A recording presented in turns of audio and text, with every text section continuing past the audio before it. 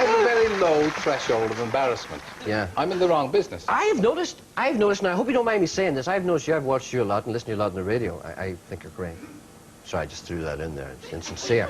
But I've watched you a lot on TV. And I notice whenever somebody brings up something a little racy, you get a bit of a reddener.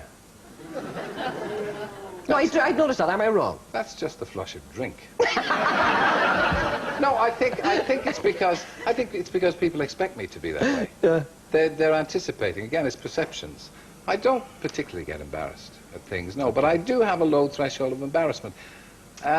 You know, I see people doing things on television that I certainly couldn't do. I mean, I've watched some of your earlier shows. And Speaking of the demon drink, a lot of people in this part of the world have been quite interested in the George Best episode. What happened to George? What do you mean, what happened? What happened to George?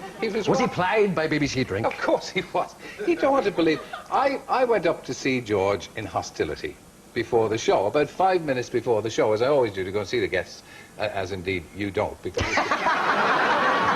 you're too big time. Absolutely. And this is the first time I've ever met you. Indeed. And I had no idea you were going to look the way you do. George came on.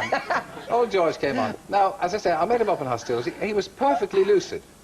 He introduced me to his girlfriend. He introduced me to Omar Sharif. In fact, he was the king of all he surveyed.